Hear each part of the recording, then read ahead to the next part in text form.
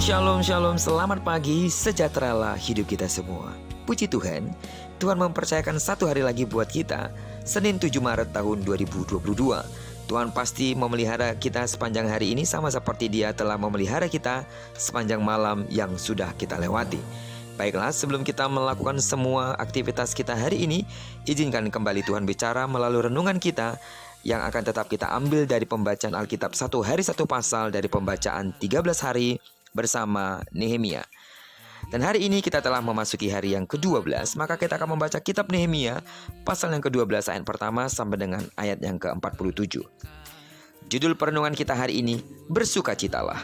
Sebagai pengantar renungan ini saya akan coba bacakan untuk kita ayatnya yang ke-43. Pada hari itu mereka mempersembahkan korban yang besar.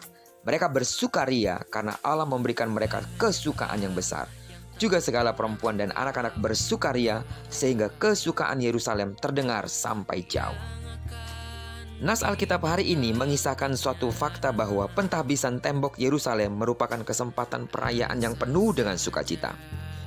Ketika dua paduan suara yang besar berarak dari arah yang berlawanan untuk bertemu di depan bait Allah, seluruh rakyat Israel bersukacita karena Allah memberi mereka kesukaan yang besar.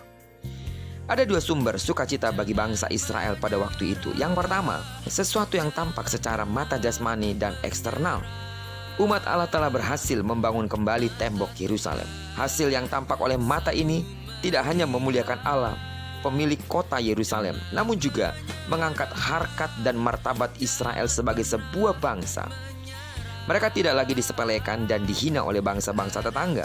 Mereka yang menyadari bahwa keberhasilan Israel adalah karena bantuan Allah.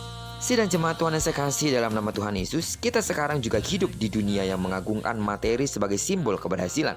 Keberhasilan materi yang kita dapatkan hendaknya tidak hanya membuat mata orang lain terbuka akan keterlibatan Allah dalam dunia ini, namun juga harus memberikan kesaksian tentang iman kita kepada orang lain. Kita memang berhak bersukacita atas keberhasilan materi. Namun yang lebih penting adalah hendaknya kita tetap mengakui Allah sebagai sumber keberhasilan dan mempersembahkan setiap keberhasilan kita kepadanya. Yang kedua, sumber terdalam dan terbesar bagi kesukacitaan orang Israel mengalir dari dalam diri mereka dan bersifat rohani.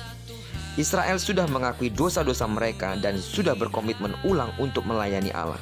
Ada kekayaan rohani yang mereka nikmati. Ini merupakan bukti bahwa mereka memiliki hubungan yang benar dan dekat dengan Allah.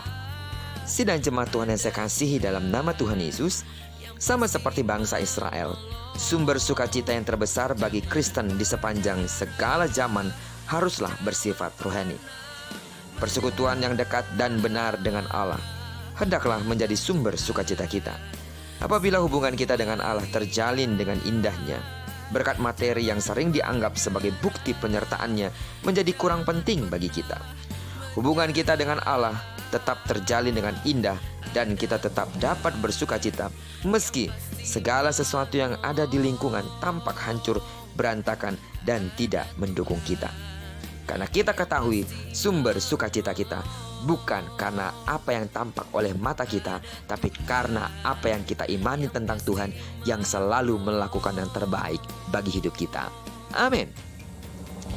Kiranya kebenaran firman Tuhan hari ini mengingatkan kita kembali satu hal, bahwa sumber sukacita kita bukan pada hal-hal lahiriah, tapi sumber sukacita kita karena kita dapat bersekutu dengan baik dengan Tuhan, memiliki hubungan yang erat dengan Tuhan. Karena ketika kita telah dekat dengan Tuhan, apa sih yang tidak akan dapat dilakukannya untuk kita? Karena itu, tetaplah bersukacita. Apapun yang terjadi, selama kita dekat dengan Tuhan, punya hubungan yang baik dengan Tuhan, tidak ada yang perlu dikhawatirkan dan ditakutkan. Amin. Diberkatilah kita sepanjang hari ini dan digenapi firman yang berjanji bahwa apa yang dikerjakan tangan kanan dan tangan kiri kita dibuatnya berhasil. Kemanapun kaki kanan dan kaki kiri kita melangkah, di sana kemuliaan Tuhan akan dinyatakan. Amin. Diberkatilah kita bersama dengan orang-orang yang kita kasihi, serta bersama dengan orang-orang yang kita cintai dimanapun mereka berada. Terpujilah nama Tuhan. Shalom.